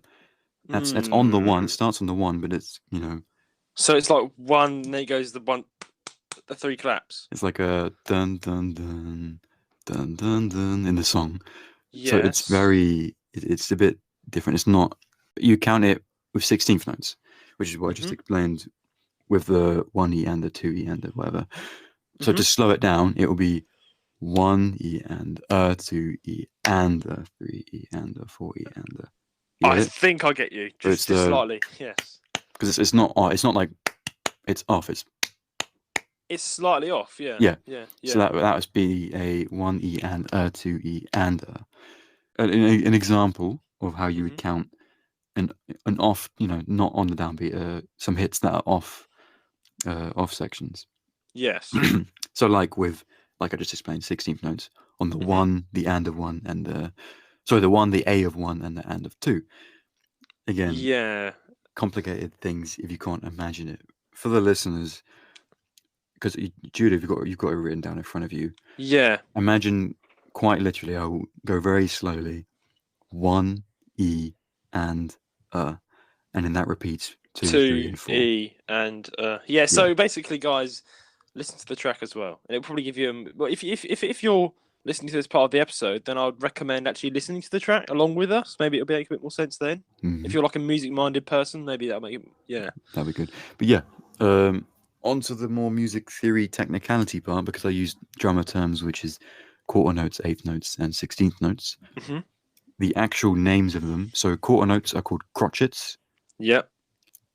Eighth notes are called quavers. Yes. Imagine the crisps, quavers. The quaver crisps, yeah, yep. Quaver notes. Yep. And then 16th notes are called semi-quavers. You're rejogging all my GCSE music memory. It's all coming back. Yeah, so people at home, try and remember crotchet, quaver, semi-quaver. If you can't, then easier to remember is, quarter notes, eighth notes, 16th notes. Mm-hmm. Yeah. And when you're listening, I think I said it last week on this, or the week before, sorry, on the solo episode, when I was saying count the time signature song. So I've told people to count the time signature. So now I want you to count in between that. Don't just go 1, 2, 3, 4. Listen to the drums to see if you can go 1 and 2 and 3 and 4 and, or can you 1 fit and the 2 and a 3 and a 4 See how much you can fit in there. Yeah. If you really want to, try and fit 30-second notes, which is even faster, but wow, I can't even speak that fast, so don't try that, maybe. So don't try it. Yeah, I want people have a glass of water on hand. Yes, definitely do. I want people, depending on how fast the song is, Oh dear. So people should definitely just think about that, because that's also a way that you can break it up, like what I said with the da, da, da, because it's not 1, 2, 3. It's delayed. So when you hear a 1 and a 2 and a when you hear hits like that, you got to try and break down the groove into 16th notes or 8th notes to be able to really differentiate where those hits land. Yeah. Yeah. I get that. It's very, very. I didn't really explain it well. It's basically a 1 E and a 2 E and it keeps on going like that. Basically, just remember it like that, and it'll be simple if you're into music and stuff. Yeah. Yeah. Obviously, people who know rhythm theory will already know this, but for those who don't, there you go. Those are the names of what you break them down to with timekeeping, and that is the easiest way. If you hear like certain chords or drum stabs, whatever it may be, if you hear it and it's not on a downbeat or on an upbeat, whether it's not on a 1, 2, 3, or 4, break it down further and further until you can figure out where exactly it is. We hope you learn something new right now. Yeah, we if do. you listen to fancy things like jazz or whatever, you may find triplets, in which case you will not hear it because it will be different. But I'm not going to teach you that today because I taught you that before. So if if anyone's new to this podcast, just go back to some of the episodes. Yes, go and check out the music theory things and try and add it all together. Because in the end, these will all kind of come together as one big thing. So, exactly. So a good plan, right? So also we put the chapters also in our audio as well. So if you are on audio, you can still find the music segment of the week. If you are coming in to hear Elijah as well, skip down to the music segment if you don't want to hear us the rest of the episode, and you can hear a bit of music episode. But I recommend you listen to the old episode. Yeah, listen to all of it. Yeah. Listen to all of it. It's really good. Really good. I swear it is. Anyway. Really good. There you go. Yeah. Xenoblade music. Listen to it. Listen to the Xenoblade Chronicles 3 battle theme. That's what we're talking about. Also called Keves Battle on YouTube if you want to find it easier. And there'll be a link in the description, I'm sure. Yeah, there will be a link because unfortunately Nintendo might shoot us in the head if we put it on the video, which is very sad because we did this. We are already in trouble. Maybe we are already in trouble because I already have included music from the past. I think the only reason I'm cautious today is because of the whole DLC coming because out. Of everything. Because Nintendo is active right now at taking things down. I'm like, nah, I'm not going to fall for that. Exactly. We're not going to post it now, but in the future, we'll bring it back. Future, exactly. So click the link in the description if you want to hear that amazing track because it is honestly amazing. And let's just rate it. All right, rating. What's your rating? What's your rating of this track? I rate it an 8 out of 10. An 8 because I like the way it's paced. I like the instrumentation. There are some actual segments I don't really enjoy that much. Just because I think it's just the structure of the song for me is a bit. Some parts I'm not a big fan of, so that's why it's not like a 9 or a 10. But still, 8, really good. Again, Xenoblade Chronicles music is just so hype or emotional, whatever it may be. But each song will get you feeling something. So I definitely recommend listening to it. For me, like, again, similar to you, my rating is not just trying to say it to be different. Yeah, mine's 7 out of 10 because again, it's really good, like 100%. But again, there's like some areas that I'm like, it's all right, it's good. It's just not what I would listen to every single day, but it's definitely something I would just put on, like if I wanted to get an energetic mood, I feel ready. It's workout music. It's a 7 out of 10 for me. Definitely really good. Maybe a 7.5. No, I'm joking. Mario, in joke there. Listen to another episode to get that. But yeah, honestly, music of the week is Xenoblade 3, and it's the battle music, I think. Is there a particular name for this track, or? Yeah, Keves Battle. Something like that. It's not. I think it's not actually called that in the official OST, but that's just what people have been uploading it to. So which is frustrating. But yeah. So Xenoblade fans, we hope you enjoyed this little music segment, and write in, let us know your favourite track from Xenoblade. I'll be happy to let Elijah know, and we can talk about that. Maybe put in a request. Actually, that's a good idea. Yeah. If any of you want to write in any song, any Nintendo music at all, for me to actually properly look into and break down, because I'll have more time next week and things like that. If any of you want to have a track properly broken down, have us talk about it, listen to it, email in, or make a comment. Yeah. So comment down below, email in, DM me. I'll send it through to Elijah, and we have the music of the week already. Because at the moment Elijah's just choosing music, so I do it on the day, which is not very good. Which is probably why these segments seem so. I mean, other than that one solo episode, I feel like they probably seemed quite. Actually, no. I think there's been a few where I did a lot of planning. You do pretty well. Don't worry, you've done like pretty the Kazumi Totaka one. I did a lot of planning for that one. Yeah. But ones like this where I've been busy today, I haven't had much time to. Unfortunately, as the boss of you in this podcast, I apologise. I literally put this on you an hour before. It's fine. It's fine. Busy week for me, but yeah, hopefully I can. I'll even do a day. Maybe that's probably a good idea. I'll try and write the plan a day before, so you can have a bit more planning. But yeah, it's still really good segment. And guys, please do send it in so I can shoot it straight to Elijah and he can do his research and do a good music segment like we always do. So yeah, definitely go. We're excited for the new Xenoblade DLC number 3 coming out, and definitely go play it. And I'm definitely going to check it out. Also, don't forget quickly to send Judah some birthday wishes over the. Over the comments and emails, send him some birthday wishes. Big 18. Thank you. We want to wish him happy birthday. So thank you very much. Yeah, thank you, Elijah. Yeah, I appreciate it. Yeah, it'd be nice to hit you some birthday wishes. But big 18, very scary. Now, on to a lot of drama going on. Comment drama section, Judas Harry. This is my segment. Okay. Right, so I don't think I've told you about this. I spoke to Rowan about this last night. So on the back to Penguin 00, was it Z0? He did a video on Nintendo, right?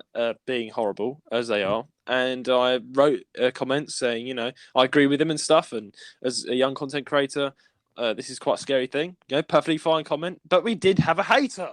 We had someone attack us. I'm like, whoa, this is funny.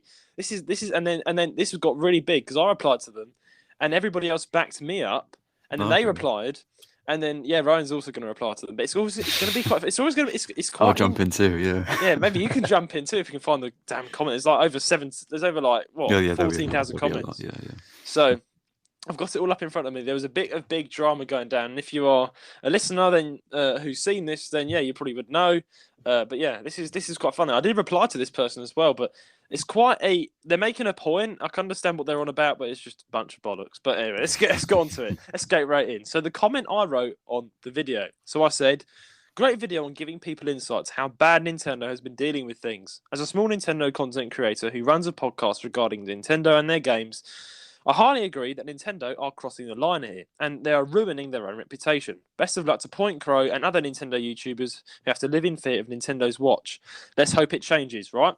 Perfectly good comment, right? Yeah. 177 likes. Thank you very much. Oh, nice. Yeah, and I'm not going to say his name, just because I don't want to say his name, Yeah, don't call him out. But I'm not going to call him out. But someone wrote, why not make your own Star Wars movies and get paid through advertising? Here's an idea for all the wannabe content creators. Start making your own content instead of taking creative license with Nintendo IPS. 90% of YouTubers and podcasters like you have no talent and add nothing to the conversation. All right, okay. Oh, okay. And then let's read more of it, right? And someone else put in to him, may I ask what you're doing of adding anything of value other than crying that some people are just more talented than you. So already someone trying to be a bit more mean there. And then I replied, honestly, mate, everyone has to start somewhere. Content creators and podcasts like ourselves are just doing what we love, talking about Nintendo and sharing our passion just like any other podcaster or YouTuber. YouTubers are simply just creating content they love. And there's great creativity in that and sharing it with an audience. Trust me, you definitely need to have some bloody talent to put up with people like you complaining they have no talent. Speaking up on these issues about a company like Nintendo who has just been brutal to YouTubers who literally promote their content is, in my opinion, very important and does have impact within the fan base community. That's my reply to him. And then someone else backed up saying it's their own content. There is absolutely nothing wrong with them making a content around a piece of media. And then he replied to that person saying, it's not their content. Take Zelda out of it. And what do you have? A dork in a racing chair. That's all. And then we had another person say, why are you so bent on defending a mega $1 million corporation here? You're in denial if you believe Nintendo is in the right. And then he said, last of all, think about these content creators. They did not create the content they are profiting off of. Blah, blah, blah. Can I make my own Zelda comic book and put it on YouTube and monetize it? You're the one in denial. These content creators, in quotation marks, are a business that make money off of something that is not theirs. Can I upload a Star Wars re-edit? What if I sit in a gamer chair and talk through it? Does it make it mine? No. Right. It does, so, yes, it does. Okay. It does. So first of all, I've already talked. I'm going to talk about it in a minute. What do you think of this? Say what you think. I think this is just a whiny little loser, honestly. It's just a guy just shouting into the void, just trying to wind people up. Yeah. Yeah. I think he's I don't know.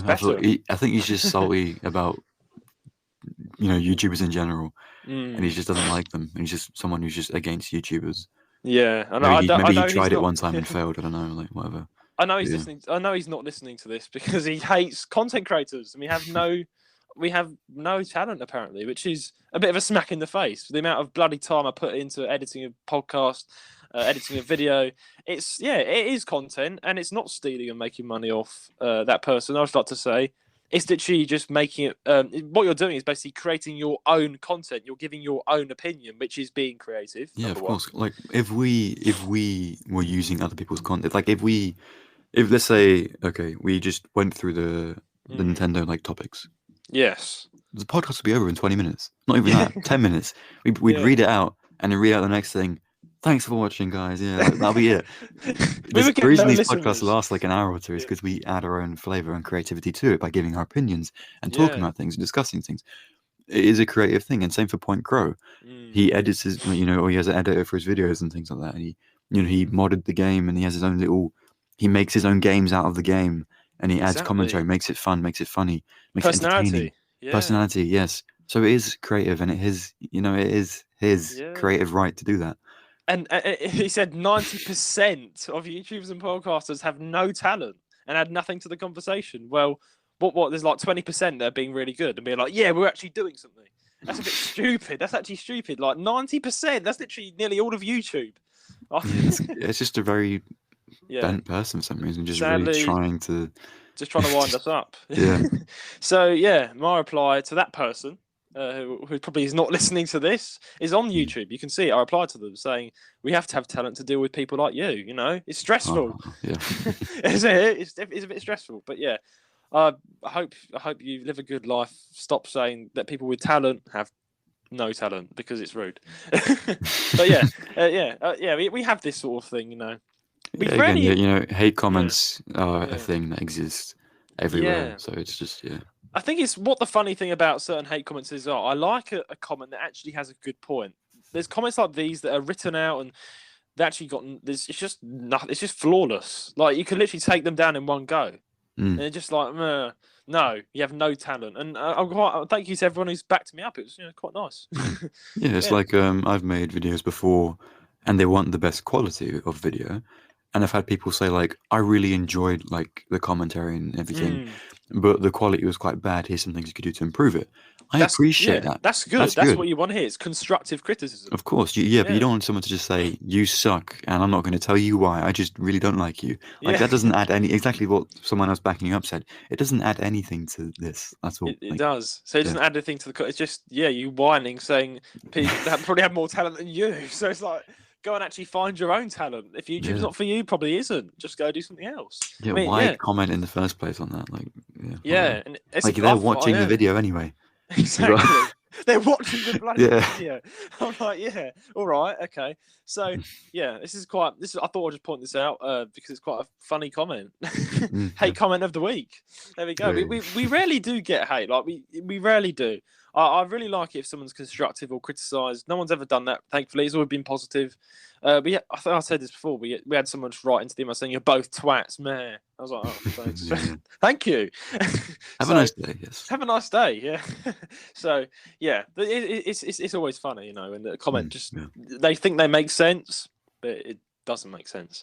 But anyway, that aside, on to question of the week. Now, Elijah, would you like to read this question out because it's for you, apparently? Oh, it's okay. For you. It's for you. Yeah, this is the question from Chanel. I hope I'm pronouncing that correctly. Yes, please. Chanel. Judah and Elijah. Aloha. I have a question for Elijah this week. Sorry, Judah. I recently subscribed to your YouTube channel. After hearing you recreate music from Ace Attorney, I must say I am blown away by the quality of music. It's really good. Thank you. My favorite one was Godot, The Fragrance of Dark Coffee. My question for you is, will you ever perform live? Maybe join a band. Keep up the podcast. Chanel from Hawaii. Will you join a band? Thank you from Hawaii. Thank you from thank you for the nice comments. Thank you. Yeah, I'm glad you like the Attorney stuff. That's probably my favourite things. And yes, definitely, Godot's theme is the best. Yeah, that was a good song. I like that one. It's like dun dun dun, dun isn't it? The jazz. It's quite nice. Yeah. Well, I perform live. Maybe join a band. I was in a band before, so I've been. I was in a band when I was 16. 17. We've both been in bands. 15, 16, yeah. For a year, did rock music and things like that, and did metal. I think I said that earlier. And then I went to music college to do music performance and production. So I did also perform there. Then I kind of specialized in like jazz and funk and fusion kind of thing with my drumming. Performing live, like for YouTube, yeah, probably I will. I have actually done a live cover of a Persona track before on keyboard, and I added some drums and bass to it. It wasn't very good because I'm not a keyboard player, but I just wanted to try it. How did I miss that? How come it got like less than 100 views, which was like, okay, that's fine. But cool. No, it's not actually the best because I don't play keyboard, but I wanted to just try it out. I don't know what you mean by live. If you mean like, I think she means like Davey 504 recently did that live performance as a YouTuber. Oh yeah. She probably means like going to an actual like performing in front of an audience. Yeah, that's what I'm thinking. If you mean performing in front of an audience, I will obviously eventually do that and record it and things for the YouTube. Not currently because I'm kind of busy. Also, COVID still exists, so some venues in the UK are hard to hold of. That's what shut our band down. Our band shut down due to COVID. Yeah, same here. My band ended because of COVID. Yeah, but if you mean perform live as in like record myself playing live, I've done it a little bit, and I'm going to do it in the future when I've got, my new PC and everything, and I've got it all set up. Because that means I can actually just make the videos better quality. I'll get a nice camera as well. And then, if you mean like record live, I already do record a lot of stuff live. The Ace Attorney album that you listen to, Chanel, the Ace Attorney that you listen to, the first one, Court Begins 2007, the keys played on that, I actually played them and recorded those live, if you didn't notice.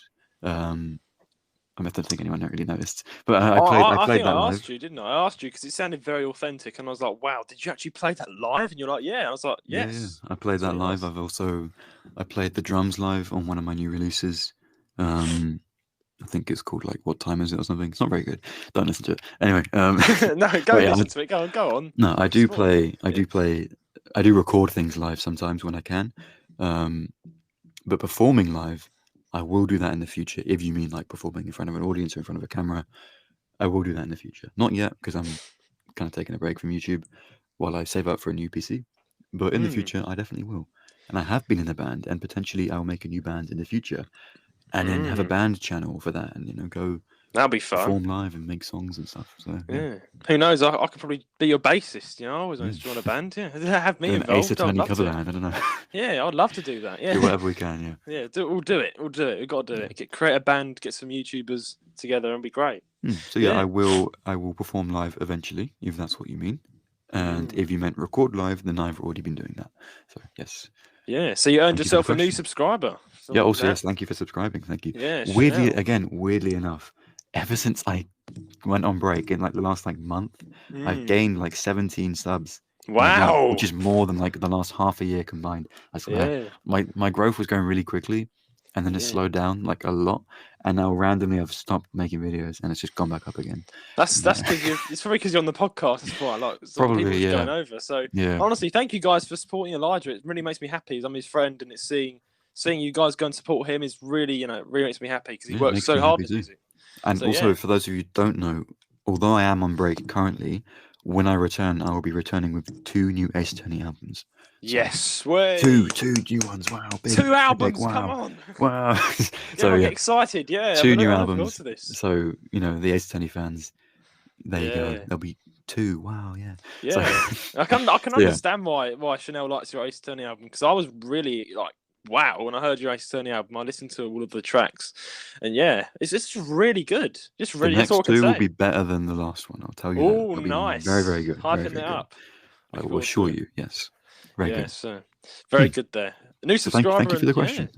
Yeah. Thanks for supporting Elijah and enjoying the podcast as well. Yeah. So I've always wanted to probably. I don't know. I'm a massive fan of music, but I don't want to probably. The idea of making a band, though, that's really good. Yeah, maybe me and Elijah will get a band together. Rowan can sing. Yeah, I'll tell him that. Yeah, I think Ryan. I've always pictured him as a saxophone player. Don't know. Can you imagine? Okay. Have you ever seen a picture of Ryan? No, but from his voice, he just sounds like he'd rap or something. Do really dodgy rapping about crime or something. I don't know. Yeah, go on, Ryan. Rap about Pride. He probably is listening to this. Go on, Ryan. Rap about Pride. But I think I don't know what he's really good at. I think he'll play the saxophone. I'm not sure he's ever been musical actually. Get back into music, but I was always. I don't know. I'm just rambling out myself all the time. But I was in a band with some friends, and we did atmospherical funk sort of fusion. We had a singer and everything, and when I was in college for a bit, I thought a second band was coming up, and we've not exactly created it. It's just more of just playing around as musicians. We got a singer. That was really good though. We went to the studio. We got the electric guitarist, rhythm guitarist, saxophone player, piano player. I was on the bass. We had a drummer and a synthesizer player. And and a singer, and she sung so beautifully. And we did some remasters of some classical tracks in college, and I was like, "This sounds so good." I'm getting back into the bass, and I woke up the next morning, my hands were full of blisters, sadness and depression. So, I think I haven't had a band since what I said when I was 15 or 16 before COVID started. But I have done jam sessions and things. I've done live performances in college, obviously. Majoring in performance, you have to perform. So yes, you had to perform. Yeah, I would upload those performances, but I'd have to then go back and get permission from my old classmates, and I'm not in contact with a lot of them anymore. So I could try that. If people would want to hear some performances, but you could blur the faces out if that's the worry. If they're not a bit about the faces. It's more a legal thing as well, because some of them are official musicians now. So they could be "Oh, you're using my likeness without my permission." Yeah. Because if we wrote songs together, or even if we're just doing a cover, that's them playing, and without their permission, I can't really. You have to go through a lot of lines to get them to say yes to each one. So I have to try and get my old Snapchat account back. And you'll have to you have to create the new stuff now, Elijah. You have to take your talent and blow people away. Of course, eventually, I'm definitely. The more I practice composing, the more because my album that I wrote recently, it's not my style of music at all. It's not the thing that I'd usually listen to. It's more just an experiment. Yeah, it's an experiment. It's just something that I wanted to make because I had it in my heart and in my head that I just wanted to do it. And now that I've done it, I'm happy with it. So it did well. I don't think it did pretty well. It's yeah, that's very surprisingly well. I don't think it's very good, but I'm just happy that it did well, I guess. Yeah. But I my thought next it was album, good. because Yeah. I think because I don't really enjoy the style of music as much, that's why I don't like it. So for my next albums, whatever, my solo albums that I'll be doing myself, those will be the style of music that I enjoy more, and then I think I'll be more proud of them, that kind of thing. So me too, and let's hope Nintendo are nice, because this is like Ace Attorney, right? That's their stuff, and I'm like, Nintendo, have mercy on Elijah, please do not strike him. Yeah, so I'll be returning. I've got 2 Ace Attorney albums coming out. One is emotional and heartfelt, and then one is really groovy. Then I've got another Pokemon album coming out, which is going to be all jazz. Then I've got an original album that I'll be writing again, a new original album, which I'm looking will forward be to this. everything. So yeah. I'm really looking forward to this, because I like it. I don't sound like it, but I like emotional music. I don't know. I like some emotional. But then again, I'm a massive groove fan. I love 80s music. That's what I listen to. Yes. Yeah, I love the good old 80s pop. I don't like modern pop. Just get out of my face. But I like the old tracks. It's really nice. Some really good old tracks. Really good, groovy. But yeah, honestly, it's been a great episode. No, it's actually no. It's been a very sad and depressing episode. We've just been we actually talked some serious stuff about how Nintendo have been quite horrible to their own fans, and honestly, we hope it changes. Talked about how YouTube have been also they need to change some things, and let's hope they do. I'm very sorry, Nicholas, about your video just not happening, unfortunately. Then onto the more happy stuff. We've talked about Xenoblade Chronicles 3 battle music, and of course what Elijah will be doing in the future. Please send in your questions and comments to jlsgaming135@gmail.com. Please subscribe or follow us on whatever platform you're listening from, and leave us a 5-star rating on Apple Podcasts, as this will help us out greatly and get the podcast around. Guys, also subscribe to my channel. I'll link it in the description. Jude the Dude. My video is also, it should be up as this episode airs. So please get that subscribe. Yes, my face. Exciting. You can see my face. Is that a good thing? Yeah. That's a very good thing. Very handsome. Yeah, of course. You also check out the video. It'll be coming up on this channel as well, with my face in. But yeah, socials will also be in the description: Instagram, YouTube, Twitter, website, and Discord, including Elijah's YouTube channel. Go and subscribe to him and check out his stuff. But until then, it's a goodbye from me. And a goodbye from me. Bye-bye.